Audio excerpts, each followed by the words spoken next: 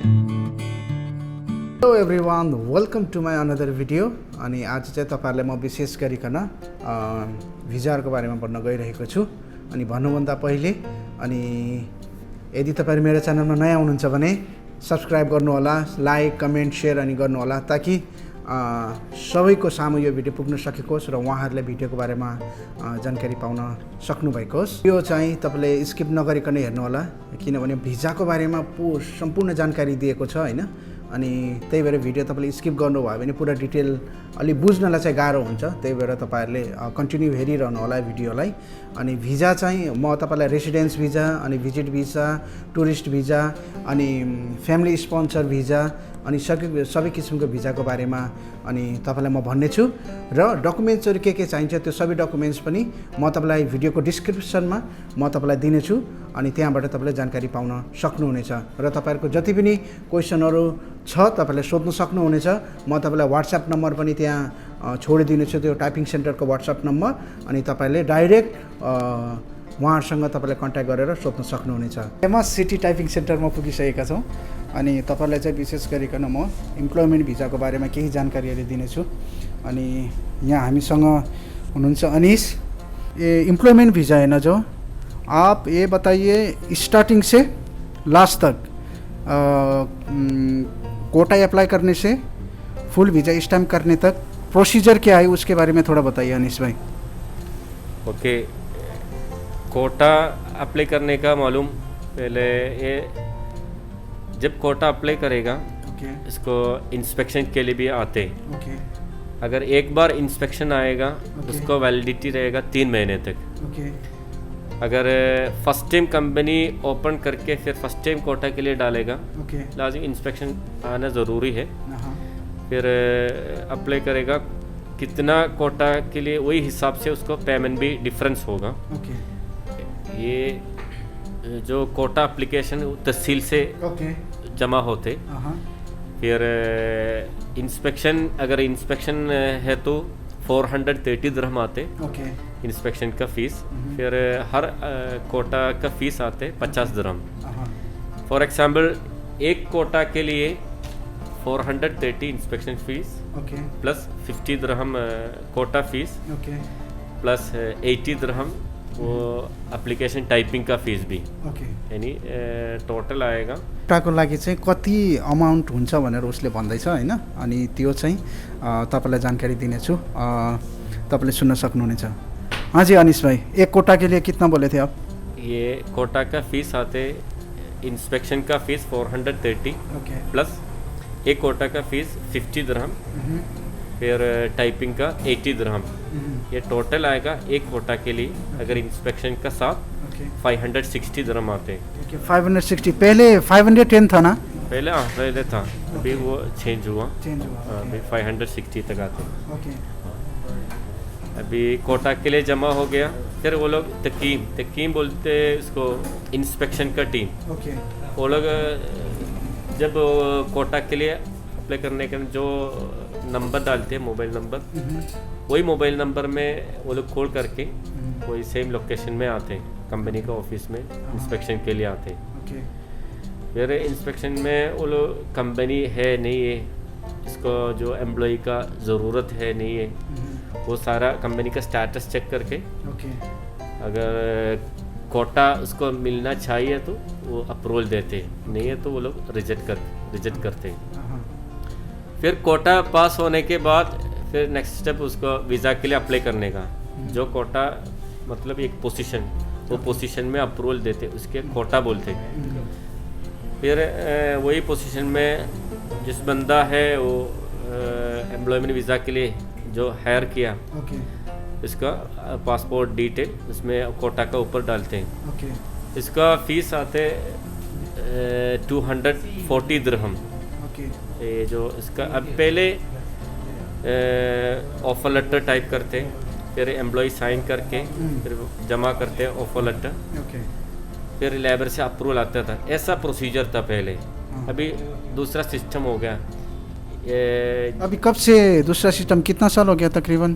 साल तो नहीं हुआ, बस खाली कुछ महीने से ऐसा नया सिस्टम हो गया। वो मतलब जब ऑफर लेटर जमा करेगा, जब ऑफर लेटर जमा करेगा ऑटोमेटिक ये अब वीज़ा प्रोसेसिंग शुरू होते हैं लेबर में। फिर एक दिन में 2 दिन में, 1-2 दिन में उसको अप्रूवल भी आ जाएगा लेबर से। फिर कंपनी का कैटेगरी का हिसाब से उसको लेबर फीस भरने का, कंपनी का कैटेगरी ABC होता है ना, वही हिसाब से होता है। फीस कितना है? वही हिसाब से। अभी कंपनी का कैटेगरी वो कंपनी का एम्प्लॉय का हिसाब से, जितना एम्प्लॉय, नंबर ऑफ एम्प्लॉयज़, कितना एम्प्लॉयज़ है, उसका नेशनलिटी, उसका पोजीशन, वही हिसाब से कंपनी का कैटेगरी चेंज होते।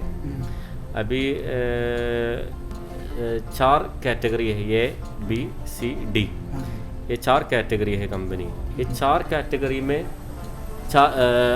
2 ग्रुप है, यानी एक नॉर्मल पोजीशन यानी लेबर्स, उसका विदाउट पोजीशन यानी कुछ विदाउट सर्टिफिकेट, बिना सर्टिफिकेट पोजीशन। दूसरा चीज़ और बिना सर्टिफिकेट पोजीशन में क्या क्या आता है?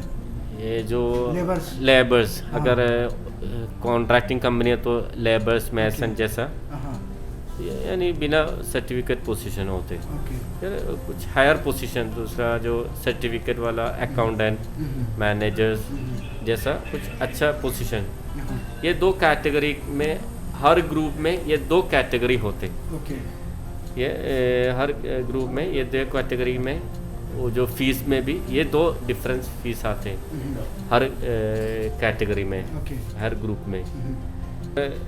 कंपनी का कैटेगरी, अगर कंपनी शुरू में फर्स्ट एम्प्लॉय से 6 एम्प्लॉय तक ये कैटेगरी में रहेगा। अगर ये कैटेगरी जो 6 एम्प्लॉय तक जो भी नेशनलिटी डालेगा, फर्स्ट 6 एम्प्लॉय तक ये कैटेगरी में रहेगा।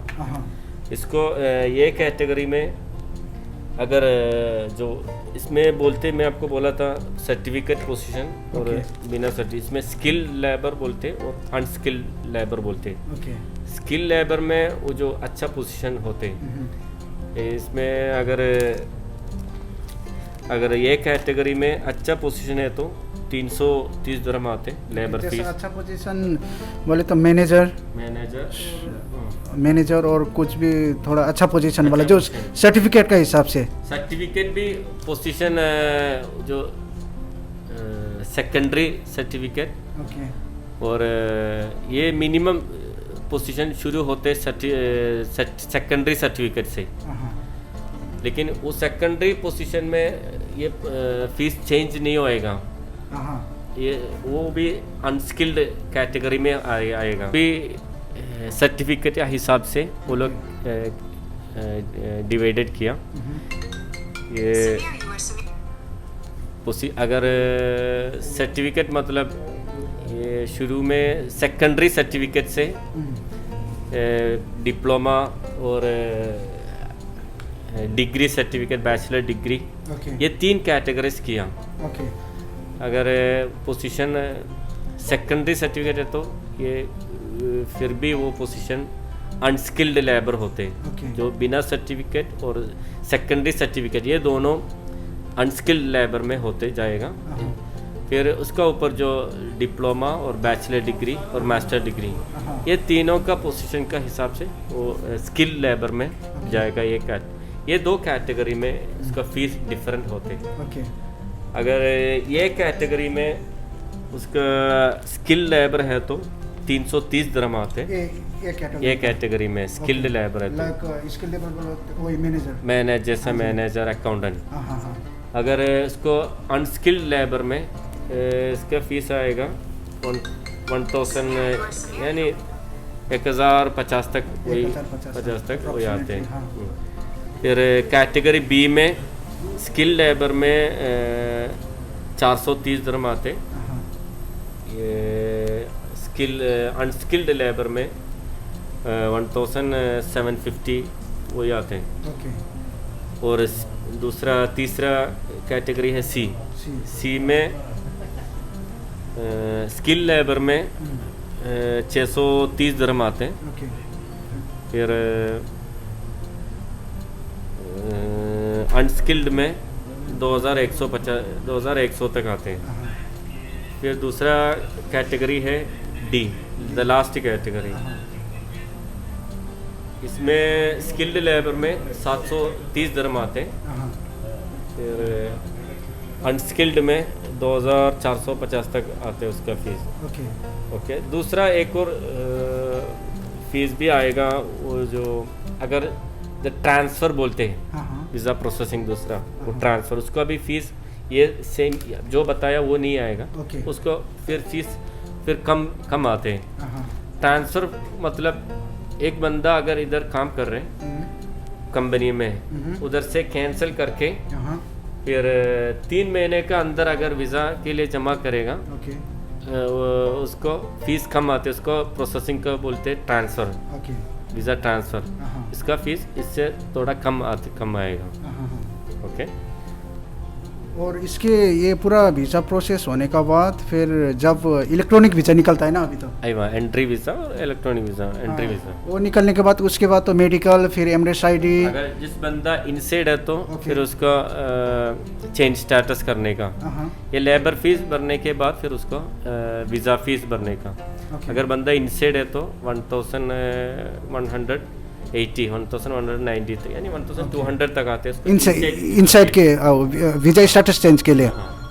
फिर वीज़ा इश्यू होने के बाद अगर जिस बंदा इनसाइड है तो उसको चेंज स्टेटस करने का। चेंज स्टेटस के लिए 680 दिरहम आते हैं एम्प्लॉयमेंट वीज़ा के लिए। फिर चेंज स्टेटस करेगा, इसको टाइम 2 महीने टाइम मिलेगा वीज़ा लगाने के लिए, पासपोर्ट में वीज़ा लगाने के लिए।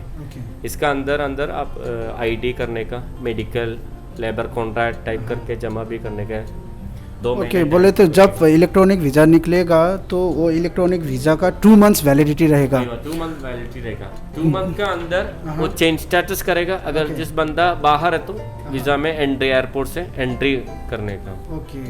एंट्री जब एंट्री होएगा वही एंट्री दिन से फिर उसको 60 दिन मिलेगा। बाकी जो वीज़ा स्टैम्पिंग के लिए प्रोसेसिंग, आईडी, मेडिकल जो सारा करने के लिए। तो अभी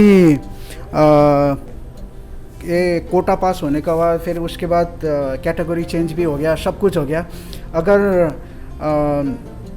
टोटल अमाउंट वीज़ा पासपोर्ट में इस टाइम लगाने तक अप्रोक्सीमेटली कितना तक खर्च आएगा अनिश भाई? वो मैं बोला नॉर्मली लेबर फीस डिफरेंस होते कंपनी का कैटेगरी का हिसाब से। बाकी जो सारा आईडी, मेडिकल, वीज़ा स्टैम्पिंग वो सबको एक ही फीस है सबको।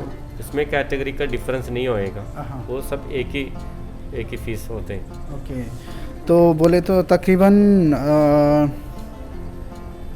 7,000 से 7,000 तक नहीं आएगा।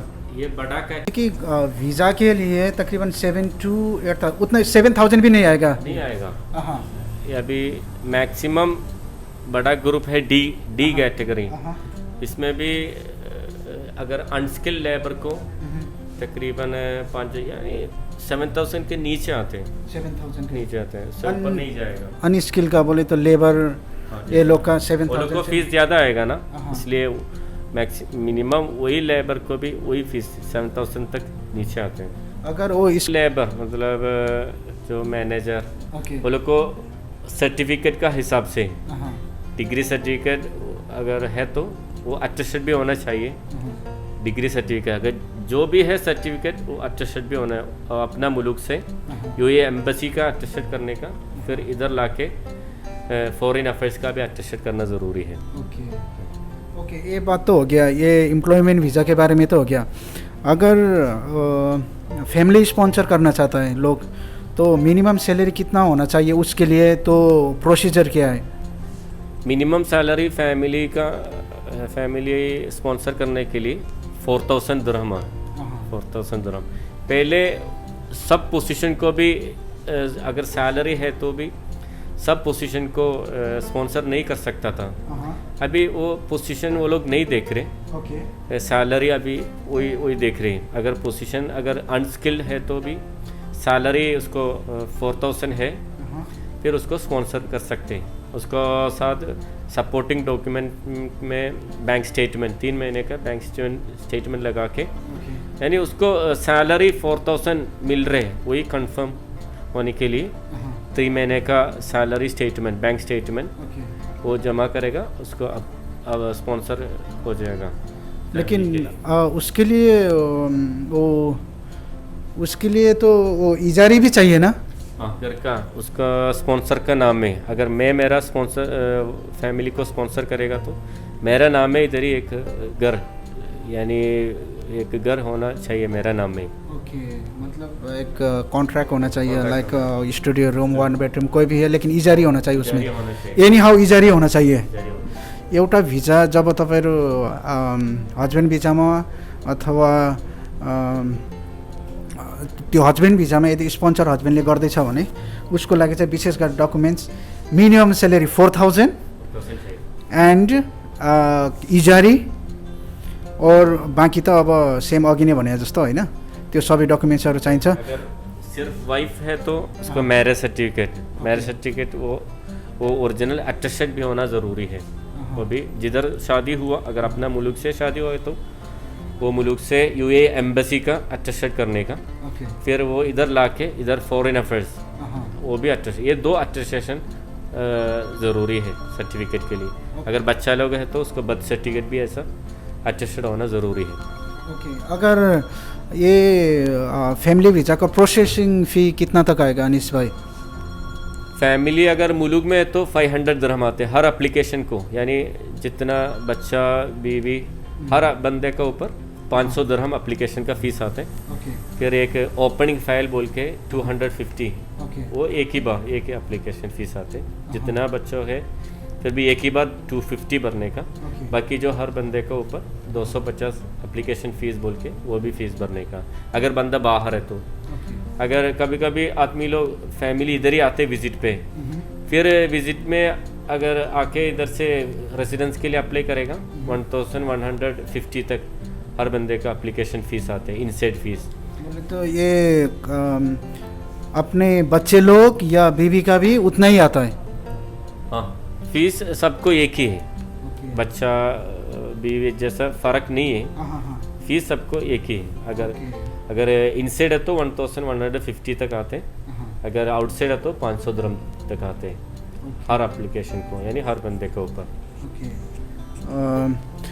ये बात तो हो गया। तकरीबन total amount let's say with the Emirates ID and visa यानी एवरीथिंग करके अप्रोक्सीमेटली कितना तक आएगा टोटल, एक जैसा बच्चे का? हाँ, फैमिली के लिए यानी 27। अगर इसमें फ़ीस में भी डिफरेंस होते बस खाली स्पॉन्सर का, यानी अगर स्पॉन्सर 2 साल का वीज़ा, इधर ही आपको मालूम वीज़ा 2 साल का होते, इमिग्रेशन अगर वीज़ा फ्री जोन जैसा इमिग्रेशन वीज़ा है तो वो 3 साल का भी होते। वही कंपनी वही स्पॉन्सर का वीज़ा का वैलिडिटी का हिसाब से फ़ीस में भी डिफरेंस होते। अगर 2 साल का वीज़ा में 270 MRICID को, वो सबको MRICID बनाना ज़रूरी है। फिर मेडिकल सिर्फ 18 साल तक, यानी फैमिली में सिर्फ बीवी का, अगर बच्चा लोग है बड़ा है तो उसको भी मेडिकल करना ज़रूरी है। फिर नॉर्मल मेडिकल भी इधर ही जो इसका रिज़ल्ट आने का टाइम का हिसाब से इसको अर्जेंट होते।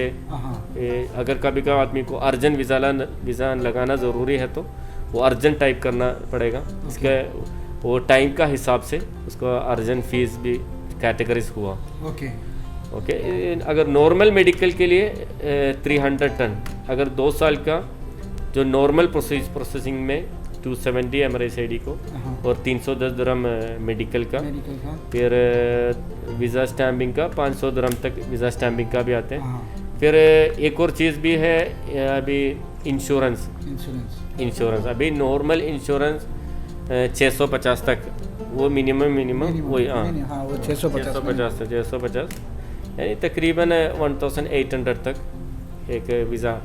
ये वीज़ा इश्यू होने के बाद चेंज स्टेटस तक के लिए। ओके, वीज़ा इश्यू होने से पहले इसमें 1800 में ऐड करना पड़ेगा। तो जितना भी पैसा लगा उसमें तकरीबन लेट से 2000 से 3000 वही आएगा एक वीज़ा के लिए या वाइफ हो या चिल्ड्रेन, एक ही वीज़ा के लिए, एक ही वीज़ा के लिए 2000 से 3000 तक आ जाएगा। Okay, all right.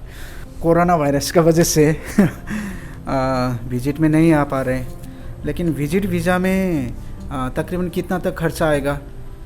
Visit visa भी अभी 3 कैटेगरी से, एक ट्रांसिट वीज़ा बोलते हैं, यानी मिनिमम 1 हफ्ते 14 दिन के लिए ट्रांसिट वीज़ा बोलते हैं। दूसरा और 1 महीने के लिए यानी शॉर्ट टर्म विज़िट बोलते हैं। तीसरा और 3 महीने के लिए लॉन्ग टर्म विज़िट बोलते हैं। इसका भी प्राइस में ट्रांसिट वीज़ा में 1 महीने का वीज़ा में, ये दोनों में फ़ीस एक ही होते हैं, तकरीबन 350 तक वो 1 महीने के लिए आते हैं। फिर 3 महीने के लिए 900 दिरहम तक वो भी आते हैं। ओके, ये 3 महीने के लिए 900 तक, ये इंडिया के लिए है ना? यानी वो विज़िट का फ़ीस वही है। ओके, फिर फीस का डिफरेंस कैसे होते हैं, ये इधर ही अगर डिफरेंट नेशनलिटी के हिसाब से इसका प्रोसेसिंग भी कुछ फ़र्क होते हैं, ये डिफ़िकल्ट भी होते हैं। क्यों? अगर अरबिक नेशनलिटी है तो ये सिक्योरिटी में जाते हैं, फिर उधर से अप्रूवल मिलने के लिए कुछ डिफ़िकल्ट होते हैं, इसलिए ट्रैवल लोग उसको एक्स्ट्रा वो लोग खर्चा, नॉर्मली सबको फ़ीस एक ही है, लेकिन वो नेशनलिटी का वो अप्रूवल मिलने के लिए वो इसको डिफ़िकल्ट होते हैं, इसलिए वो लोग एक्स्ट्रा एडिशनल चार्ज लेते हैं। अगर अभी जो विजिट वीज़ा में है लोग, उसका वीज़ा ख़त्म हो गया, वो 3 मंथ का वीज़ा में आया था, उसका वीज़ा ख़त्म हो गया, अगर उसको रिन्यूअल करना पड़ेगा तो कितना तक आएगा रिन्यूअल करने? अभी तो आउटसाइड तो नहीं जा सकता, इनसाइड होगा रिन्यूअल, तो उसके लिए कितना तक आएगा विजिट वीज़ा का? ये विजिट वीज़ा रिन्यूअल मतलब विजिट होने के बाद फिर नया और विजिट बना सकते हैं, नया 3 महीने का फिर ऐड करने का। 3 महीने के लिए तो और नया 3 महीने के लिए निकालते, अगर 1 महीने चाहिए तो 1 महीने के लिए और नया निकालते। 1 महीने के लिए यानी 900 दिरहम तक आते हैं। अगर इधर से दूसरा नया विजिट निकालने के लिए 1 महीने को, अगर 3 महीने के लिए 1300 दिरहम 1300 दिरहम तक इधर से 3 महीने के लिए आते हैं। फाइन पेमेन्ट गर्नलाई होइन, उनीहरूलाई थाहा हुँदैन ठाउँहरू होइन, अनि त्यसको बारेमा नि म सोध्नेछु, अनि तपाईँहरूले चाहिँ हेर्न सक्नुहुनेछ। अनिश भाई, ये फाइन पेमेंट के लिए जैसा अभी लेबर के लिए, अभी जैसे लेबर में कंप्लेन करते हैं फाइन पेमेंट को, वीज़ा ओवर स्टे हो जाता है, फाइन पेमेंट करना पड़ता है, तो इसके लिए क्या करना पड़ेगा?